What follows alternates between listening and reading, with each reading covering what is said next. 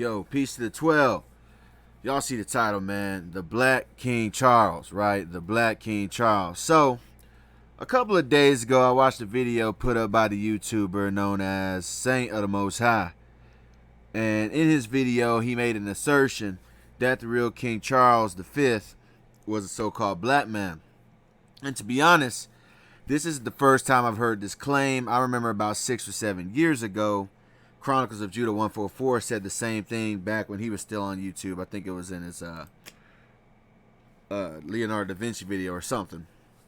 Anyway, so in this video, I'm going to add some more evidence to that claim, and hopefully my people will realize that you cannot and should not believe most of the narratives you hear about from your enemy about your history or about any history that concerns us, because they leave things out and they omit things and they just blatantly change things, like I did in the previous video a couple videos ago about how Nimrod, here you got the guy named Nimrod, the biblical king, who is clearly an Ethiopian. He comes from Ethiopia. His father was Cush, the progenitor, the father of the Ethiopians, and yet they depict Nimrod and Cush as a so-called white man in movies, literature, books, paintings, so on and so forth.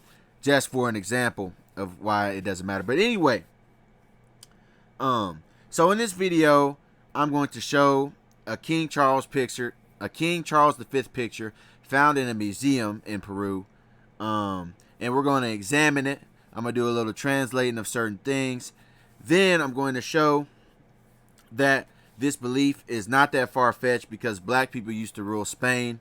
They actually ruled Spain for 800 years. I already did a video on that, proving that. Then I'm going to show you guys some pictures and tapestries of European art depicting so-called black people wearing crowns, showing off their nobility. And lastly, I will show some evidence of the Incan Indians being among the Israelites, according to someone's statements. And before I even get started, I'm going to say what I always say in videos like this. If you are not among my nation, I do not care about your opinion or comments, but you can go ahead and leave your insulting comments to go ahead and boost the algorithm. I ain't going to read it anyway. Now, let's begin. So, first stop, we're going to go to a museum. We're going to go to the Larco Museum.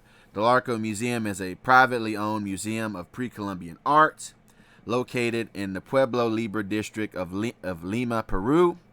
It is famed for its collection of erotic ceramic pieces. Right? And in this Larco Museum, we're going to look at this thing right here, known as the Capic Cuna Inca o Genealogia de los Incas. I should have translated that, but I didn't. But it's talking about Incas, genealogy, Inca, so on and so forth. So we're going to read what it says about this canvas. Then we're going to zoom in on it. And we're going to look at a picture of this guy right here, which is clearly Charles V. So let's read what this says. Y'all can go to this website on Museo Larco. So anyway, this reads: this canvas illustrates the Inca family tree. The Spanish monarchy of the time sought to legitimize its absolute power over the conquered territories. To this end, the Spanish were obliged to demonstrate that the conquest of Peru did not spell the end of Inca dynasty, and that the kings of Spain were their only legitimate heirs. In this painting, Carlos V appears as a successor to Atahualpa and Carlos IV, the last king represented. Or actually, what is this? Carlos IV, yeah. The last king represented figures as the 25th Inca Emperor of Peru, right? So like I said, right here, you can already kind of see it. This dark figure, this is Charles V, how he's depicted in this painting, right? Now, first, we're going to look at these three right here. You see these two so-called white Spanish people, Spaniards, and you see this person at the top, right? So, these people at the top, as you can see, these are two Spanish people. These look like some tanned Spaniard so-called white people. And then you have this dark figure in the middle. We're going to see what these are, right? This is briefly translated. Some of the words are faded, but this is what I got. It says, portraits of the Incas, kings of Peru, Sioux, Sphere, and Yaziri. All right. Then this one, the other guy, it says, and of the Catholics, Augustus, kings of Castilla, may God keep. Right? And these two men, who are these two men? Well, this man right here is a man by the name of Francisco Pizarro, born in 1478. He lasted until 1541. And this other guy is Diego de Almagro, right? Another Spanish conquistador. So as you can see, these two people are clearly depicted as so-called white people. And there's the reason I'm even bringing that up is because for those people that lie, and I already did a video on that. We had the historian of the 1700s, Godfrey Higgins, that said it's a lie when they tell you that all over time the pictures were darkened by the smoke. That's a damn lie. I already did a video on that, so I ain't gonna go too much into that. But anyway, so let's go to this middle portion. Who is this? This is who the world ignorantly calls Jesus Christ, who my people call yahawashi. And let's see what it says, right? This was hard to translate as well, but it says, what did Thamo from Themis to the admiral side, something like that, right? And this right here translates to century of the fifth, immortal king, king of king, right? King of king. This is talking about yahawashi, right? The king of kings, right? As you can see, extremely dark skinned, right? So this is the painting, like I said.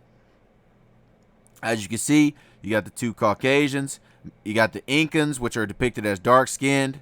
And just like how the Incans are depicted as dark skinned, you have this guy right here. This guy right here on my cursor. This is the depiction of Charles V. He's just as dark skinned as the Incas. Notice he's not the same colors as these two Spanish conquistadors, right? And then you can see over time, these people still look like dark-skinned people, and then they start to look more like so-called mixed raced people. Then you get to this part, they just look like dark-skinned Spanish Caucasians, so-called, right? So anyway, you have these people. I didn't even bother trying to translate these because the languages were so faded. But you got these Inca kings all the way right here, and then you have Carlos Quinto, which is Charles V, right? Or Don Carlos Quinto, which means King Charles V, right? So let's zoom in on this picture.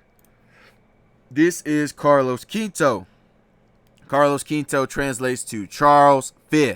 As you can clearly see, this is a dark-skinned individual, right? Black hair, got the crown on his head, you got the cross. And this is Carlos Quinto. So why do they have Carlos Quinto depicted like this? They say that this is Charles V. And Carlos Quinto was born in February 1500, and he perished in 1558. So who is this guy? This guy right here, who they claim is Carlos Quinto, does not look like this depiction of Carlos Quinto at all. Interesting, don't you think? And look at the three kings that come hereafter Carlos Quinto right here. Felipe II, right? These three right here, it's kind of hard to see. As you can also see, these are dark skinned. This guy has a flattish nose of the Negroid type. Right? So, and these translate to Philip II, prudent emperor from Peru. This is Felipe Tichero, 7th Peru. This is Felipe Room, 18th of Peru, the great emperor. So, as you can clearly see, these are also dark-skinned people. And now notice, once again, like I said, as you can clearly see, these Spaniards right here who they had depicted, they are still tanned, Spanish-looking Caucasians, right? So they don't look anything like this guy or the rest of these people like the Incas or these kings or even some of the people that look so-called mixed. Now, as you can see, once again, as it goes on, these guys look more so like tan Spaniards, right? And y'all can go look up that picture on your own. But Felipe II was a member of the Habsburg dynasty. He served as king of the Spaniards in 1556, right? And he was the king of the Portuguese in 1580 to 1598. The Spanish Empire under Philip prospered, attained greatest power, extent, and influence, right? Then you got Felipe III, 1578 to 1621, right? This is another, these images, once again, that they're showing do not match the images I'm showing you in that Peru museum, right? Then you have Philip IV, which is the crowned king of Spain in 1621. Once again, dude looks like DeBarge or something. He got like the curls. He got the flattish nose. He's got the thick lips. He's got that little mustache, right? And like I said, after these guys, you start to see they look more and more like mixed, so-called mixed people, or I don't know if I can say this word, but like mulattoes or octoroons and so on and so forth, right? When you get down to these people, you clearly see that they become more and more Caucasian looking as well as tan, right? And then when we get to the very end, these are the last people at the end of the picture. At the end of this picture, these are the last people, and they just straight up look like tan Caucasians, right? But notice that these guys do not look anything like the Incas, and they don't look anything like Carlos Quinto either, right? To be noted. Why is my thing freezing? Come on, bro. They don't look anything like these four, and they definitely don't look like these guys, right? So that's to be noted in the picture on how they're portrayed. So that's that. Now we're going to continue on.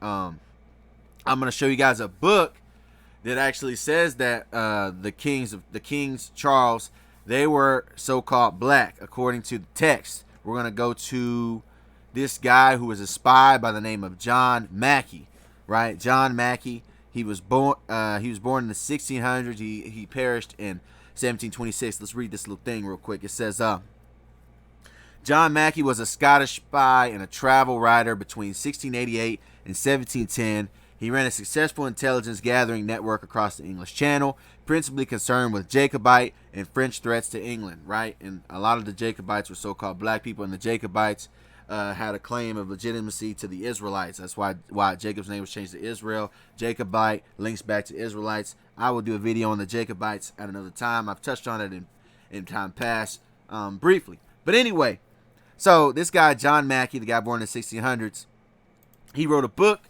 known as Memoirs of the Secret Services of John Mackey during the reigns of King William, Queen Anne, King George I, on down. And this is what he wrote in his memoirs, right? This is what he wrote. This is what he said directly, right? Now notice he says, Charles Linus, Duke of Richmond, is son to King Charles II. So he's talking about King Charles II, right? He's talking about King Charles II. Now this is what he had to say about King Charles. Carried by his mother into France. We're going to go into here. It says, he's a gentleman, good-natured, to a fault, very well-bred, and has many valuable things in him, is an enemy to, what is this, business, very credulous, well-shaped, now check this out, what does he say? Black complexion, much like King Charles, not 30 years old.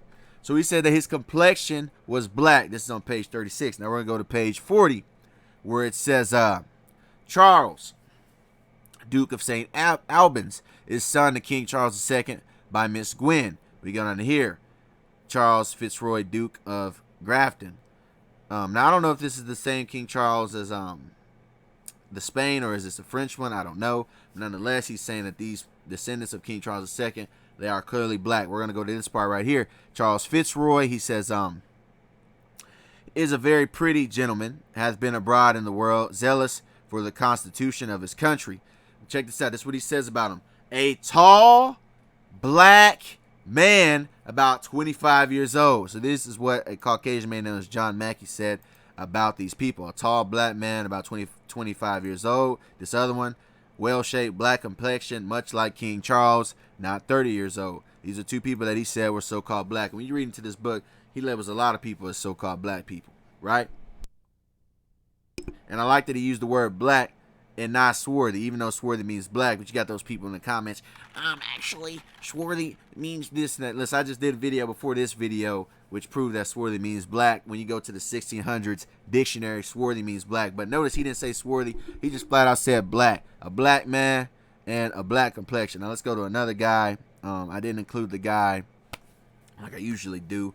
But this is Dave McRitchie. He was a Caucasian born in the 1800s. He wrote a series of books known as Ancient Amount of Britons, Volume 1 and Volume 2. We're going to go to Volume 2. And Dave McRitchie, he was into folklore. He was also an anthropologist, right?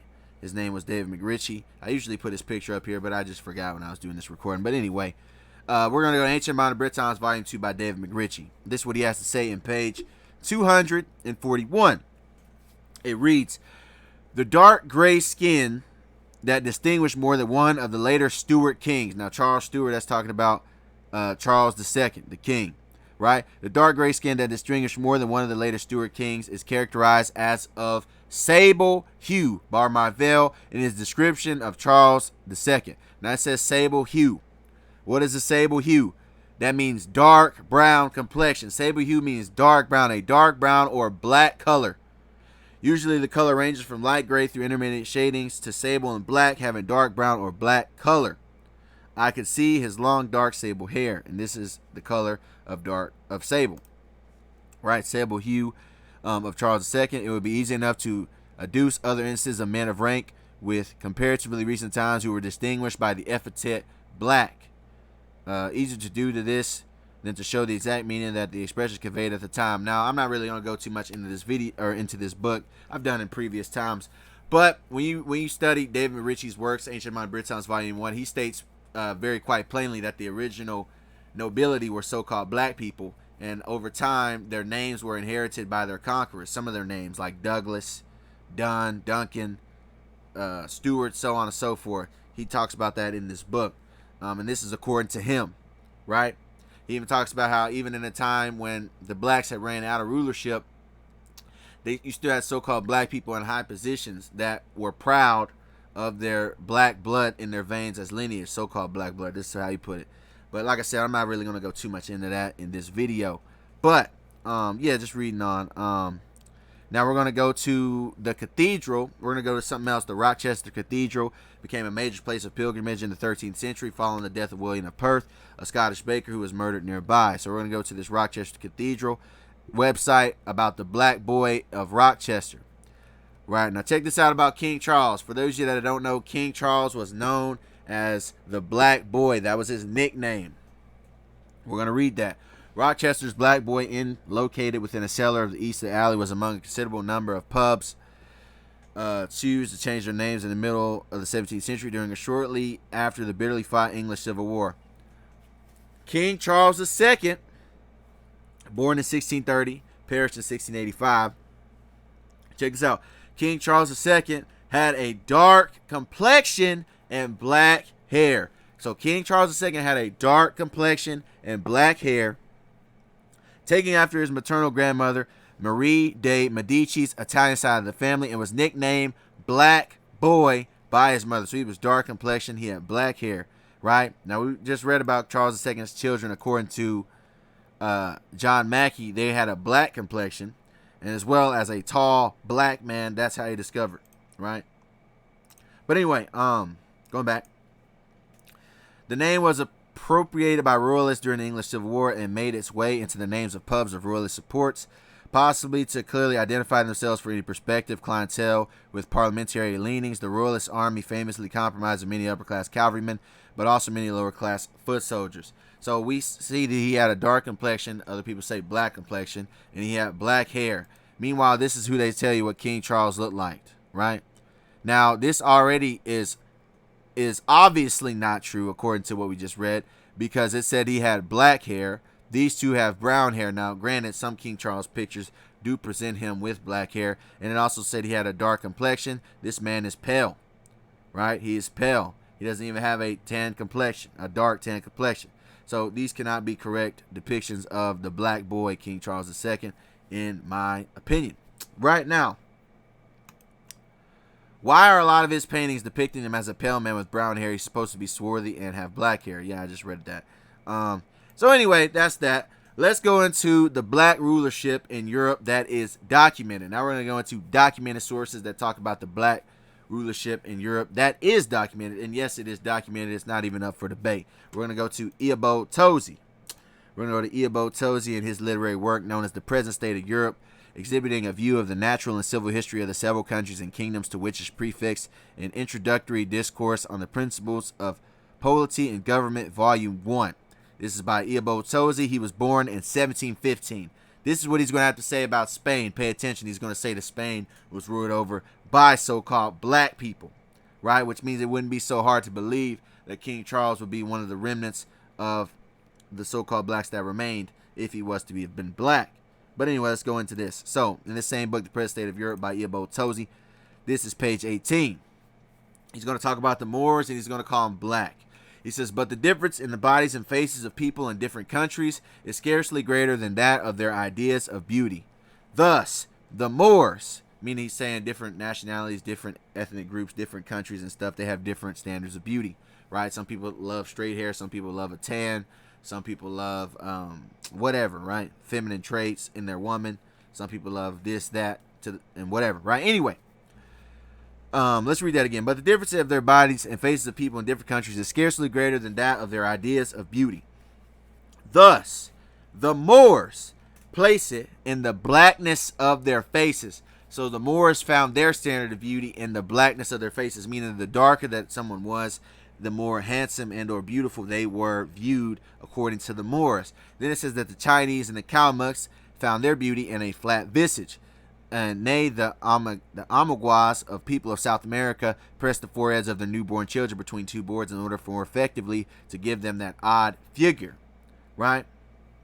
So he's giving their different standards of beauty. But notice he said that the Moors placed their beauty in the blackness of their faces. Meaning what? The Moors were so-called black, right? The majority of them were. And I already did a video on that. You can watch it. It's called Proof That Moor Means Black or something like that. I've actually done several videos on it. Just go to my video, Robert Penn. Go to the little search bar. Type in Moor. And it'll get you right. You'll find out. But anyway, so let's keep going on this book. We're going to go to page 172. Same book, Present State of Europe, by Ibo Tozy. We'll go to this highlighted portion. It says, Spain, having been successfully possessed by so many foreign people, the Phoenicians, the Carthaginians, the Romans, the Vandals, the Suevi, the Alani, afterwards by the Visigoths. Now check this out. And lastly, by the Moors, who again, once again, the same book found beauty in the blackness of their faces. Once again, by the Moors, among whom were great numbers of Jews. It is easily seen that generally considered the Spaniards must have been a very mixed kind of people, but the descendants of the several people did not equally stand their ground, one being overpowered and subdued by the other. So he's telling you right there that the Moors had rulership. The Moors, who we considered black, had rulership over Spain. So it's not even up for debate, right? Now we go down to here. It says, the Romans expelled the Carthaginians, the Vandals, Suevi, and Alani after disposing of the Romans with great slaughter, met with like treatment by the Visigoths from the Visigoths, and these could not withstand the invasion of the Moors, right? Moors, who he said found beauty in the blackness of their faces, meaning they were so-called black, though they were not totally exterminated or driven out of the country, such numbers remaining that they again took up arms against the conquerors, and in a long succession of years partly subdued them and partly compelled them to return to Africa, their mother country. Thus the Visigoths are the main flock of the Spanish nation, meaning what? Now currently the Visigoths, who rebelled against the Moors and defeated them, they are now the majority. And it says, with a considerable mixture of descendants from the Moors. So you have a lot of people who mixed in with the Moors, mingling in. Then you have Moors that were still around. A few from the Romans and Suevi, and fewer still from the Jews, and the fewest of all from the ancient inhabitants, right? So he said a considerable mixture of descendants of Moors were still around. Mind you, Ibo Tozy was born what? He was born in 1715. Right, now let's go to another book that speaks about the blacks of Spain, right? We're going to go to a poem. This poem is known as the Song of Roland. Right, the Song of Roland. It's an 11th century poem by a Frankish military leader, based on a Frankish military leader, Roland, at the Battle of Rochester Pass in 778 A.D. Right. So, this is the Song of Roland. It says, what is the story behind the Song of Roland? The Song of Roland is one of the earliest medieval epic poems. It was written in France about 1100. The poem is based on an incident during Charlemagne's wars against Muslims in Spain. Now, these Muslims, they went to war in Spain. Predominantly, majority of them were black. We're going to find out in this poem when we read it. Charlemagne puts his nephew, Court Roland, in charge of the rear guard as French knights retreat. Right? The Battle of Rochester Pass. Charlemagne surviving work, right? And it was talking about what? This occurred in, did it say Spain? Yeah, it talks about Spain. We're going to find out who it was that was in Spain that they were going against. They were so-called black people. So let's get into that. The Song of Roland, did not include Arthur, by Turoldus, right? Turoldus. So let's go here. It says, this is Song of Roland, page 68. I'm just going to get the highlighted portion for sake of time. It says, and blacker than the melted pitch was that paynim in the face. So this paynim, and paynim just means a Muslim, right? Paynim means a non-Christian, especially a Muslim. This paynim was blacker than melted pitch in the face, meaning he was dark-skinned. He was super black, right? And this is the color of melted pitch that he's comparing him to. Now let's go to page 81. He says, what profits if Marsal his flight away hath to him? Yet doth his the Algalif upon the field remain. He says, who ruled in Cartagena, Alfern, and Germali, and Ethiopia. And in his seigneury was the Negro race. So his army was full of the Negro race. Great noses and mighty ears have they. And more than 50,000 were gathered for the fray, and they came riding thither in mighty wrath and proud. The war cry of the Paynims they lifted up aloud. Notice the Paynims, the Muslims. He talks about how they were a Negro race. They were from Ethiopia. They were so-called black people. He says, you go down here, whereof each man of them then ink was blacker of his face. So he says their faces were as black as ink. Let's continue on, page 81. Blacker his face, go to page 82. Save for the teeth was every man among them even so. So the only thing white on them was their teeth, right? The only thing white on them was their teeth, right? And he says black as ink. Ink was originally black. Also, let me go back real quick. Just remembered this. Also, a cool thing about King Charles II that I wanted to bring up. King Charles II, for those of you that don't know, he's actually the king that popularized partying on yachts as well as popping champagne. Just wanted to bring that up. Just a little fun fact. But anyway, continuing on. This last part right here. The Song of Roland, page 153. And dark was Theory's countenance, and coal black was his hair. Right? So, yeah, another guy, dark countenance. He was a so-called black man. Anyway, let's go to the next source. This is Laura Junot, Duchess of Abrantes. She was born in 1784. She was a French writer and spouse of French General Jean Audoche Junot. I think he was under Napoleon's army. But anyway, this woman right here, Laura Junot, Duchess of Abrantes, she wrote a book known as Memoirs of the Emperor Napoleon from Ajaccio to Waterloo as soldier, emperor, husband. Right? Now, in this thing, we're going to page 180. We're going to page 281. And this is volume 1 if I didn't say that already. We're going to go to page 281, and we're going to go down to here. Let's go down to this. Expand it. It says, on entering Portugal from Spain, now mind you, she was born at the end of the 1700s. So even at the end of the 1700s, she's going to tell you that you still had dark-skinned people, and you're going to have people that looked mixed race, even all the way up until the late 1700s. Now let's go back. Let's go to here. So it reads, on entering Portugal from Spain, the traveler is forcibly struck with the difference between the two countries. The dark eyes, the black hair, and brown complexion are the only traits of resemblance between the Portuguese and Spaniards. The Portuguese have thick lips, noses, something of the Negro form, black, right? And often curly hair, and their figures, and above all their hands show signs of mixed blood. So he's letting you know that even to the late 1700s, really into the 1800s, Portugal still had mixed-looking people, right? And for those who don't know, the Moors ruled Andalusia primarily, which consisted of Spain, and Portugal, right? That's Andalusia. And anyway, the Portuguese have thick lips, something of Negro form, black. So she's telling they look like they had mixed blood. In Spain, the people, in spite of their dark complexion and eyes, have at least a European look. So at this point, the Spaniards, yes, they still had dark complexions, but they had more of a European look. So they probably looked like at the end of this painting, at the end of this tapestry, where like I said, they look more like this towards the end. They probably look more like this, where she said dark with a quote-unquote European look. They probably started looking like this, what she was talking about, meaning dark whites, dark so-called Caucasians, dark Spaniards, white Spaniards to be specific. That's probably what she was talking about.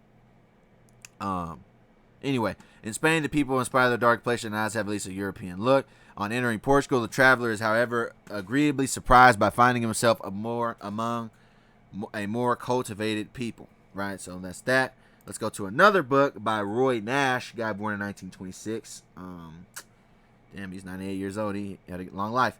Anyway, in this book by Roy Nash, we're going to look at the conquest of Brazil. We're going to go to page 37. This is what he's going to have to say about the Moors and how they intermixed with the Spanish, so-called Caucasian Spanish to be specific. So, page 37 of this book, The Conquest of Brazil by Roy Nash, he says, from the period of Moorish dominance in Portuguese history, three things are worth stressing as bearing directly upon the 20th century Brazil. And the first has to do with just the subtle difference between brown and brunette. Many North Americans profess horror at the intermarriage of white and colored types, which is so common in South America, right? Meaning they're against so-called interracial marriages. But it says, mark well then that the first contact of the Portuguese and Spanish with a dark-skinned people was the contact of the conquered with their brown-skinned conquerors. The brown-skinned conquerors he's talking about are the black Moors, right? And of the darker man was the more cultured, and the darker man was the more cultured, more learned, and more artistic. So he's telling you that the darker people were more cultured, artistic, and learned at that time. He lived in the castles and occupied the towns. He was the rich man, and the Portuguese became serfs upon his land. Right? So they worked for the dark conquerors. Under such conditions, it would be deemed an honor for the white to marry or mate with the governing class, the brown man, instead of the reverse. Nor was it only the Portuguese peasantry whose blood mingled with the Moors. Alfonso IV, who united Castile, Leon, and Galicia in 1073, to the site but one of many instances of marriages between Christian and Arab nobles, chose a Moorish princess, the daughter of Emir of Seville, to the mother of his son Sancho. Right? So he's letting you know that the Moors were intermixing among their serfs, the people that were under them. The Moors were mingling their seed among the so-called white people. Right? They were engaging in so-called what you would call now interracial relationships. Right? And of course, leading with them, being so close to them, it didn't end well for the Moors. But I'm going to get a scripture that speaks about never trust your enemy. I'm going to go to Sirach, also known as Ecclesiasticus, chapter 12, verse 10 through 18. And it's going to tell you straight up what to do and what not to do. And what you definitely shouldn't do is trust your enemy. Who are our enemies? Speaking for the Israelites, our enemies are spoken of in Psalms 83, where it gives you a list of different nations. Also, Nehemiah 5 and 9 tells you that as well. Anyway, let's get into Sirach, also known as Ecclesiasticus 12 and 10. It says, never trust thine enemy, for like as iron rusteth, so is his wickedness. So never trust your enemy. Though he humble himself and go crouching, yet take good heed and beware of him, and thou shalt be unto him as if thou hadst wiped a looking glass, and thou shalt know that his rust had not been altogether wiped away. Set him not by thee, lest when he set him not by thee, lest when he have overthrown thee, and we were overthrown eventually, he stand up in thy place, neither let him sit at thy right hand, lest he seek to take thy seat. And thou at the last remember my words, and be pricked therewith. Who will pity a charmer that is bitten with a serpent, or any such as come nigh wild beasts? Right? So you don't pity a guy who's playing around with a poisonous snake. Right? And guess what? You set him by there, they'll overthrow you. You know, there's a movie. I got to do a movie review on it when it comes out on DVD or whatever. On the new Planet of the Apes movie that came out. It really showed you to never trust your enemy. Remember, you had that ape. I think his name was Noah. He was helping out that so-called white woman who had no problem of flooding the place, and she tried to drown him and all his ape brethren, right, to complete her mission. I might do a video on that. I might do like a Patreon. If I do a Patreon, I'll make it free, most likely. And it'll probably be on movie reviews, because a lot of brothers want me to watch movies and shows and give my thoughts on it. I used to put those out on YouTube, but those started getting copyrighted and whatnot. So I'll probably put that on the Patreon and whatnot, and people can watch it. But anyway, let me know if you guys want that. But I already kind of know you guys want that, because you've been asking me about it in the comments for a while. But anyway, so let's read that again. Set him not by thee, lest when he have overthrown thee, standing up in thy place, neither let him sit at thy right hand, lest he seek to take thy seat. And thou at the last remember my words, and be pricked therewith. Who will pity a charmer that is bitten with a serpent, or any such as come nigh wild beasts? So one that goeth to a sinner and is defiled with him in his sins, who will pity? For a while he will abide with thee, but if thou begin to fall, he will not tarry. An enemy speaketh sweetly with his lips, but in his heart he imagineth how to throw thee into a pit. He will weep with his eyes, but if he find opportunity, he will not be satisfied with blood. I mean, they're just buying time. Talking about, oh, they felt honor being amongst the Moors and all that. Yeah, so they could overthrow him, stab him in the back. If adversity come upon thee, thou shalt find him there first. And though he pretend to help thee, yet shall he undermine thee. He will shake his head and clap his hands and whisper much and change his countenance. Right? So yeah, never trust thine enemy. And I spoke more on this Spanish rule if y'all want to read this book or this video right here. The black people that ruled Spain for 800 years. It's a 42-minute video. I can go watch that for more insight on that on my Robert Pitt channel. Once again, you can click this little bar, type in Spain or something, it'll pop up. Anyway, so I got that out the way. Now let's pull up. We're making good time. We're 35 minutes in. Let's pull up some European art that shows black people with crowns upon their heads. So if this still sounds far-fetched, that you have black kings and queens in Europe, if this still sounds far-fetched, if this image right here is hard to believe, I'm going to show you guys some examples of just that, of some European art that shows black people with crowns with their heads. Let's go to this tapestry right here. This is a tapestry right here. As you can see, two so-called black people, crowns on their heads, king, queen, black knights, fighting off the invading so-called whites. This picture is known as Moses defeating the Moors. Notice the Moors are depicted as black. Moses defeating the Moors from Rudolph von M's World Chronicle about 1400. So this was in the 1400s to 1410. German tempera colors and gold leaf on parchment, the J. Paul Getty Museum, 33, volume 66. Right, as you can see, clear as day, king, queen, crowns upon their heads.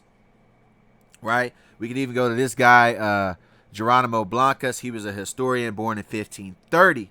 He's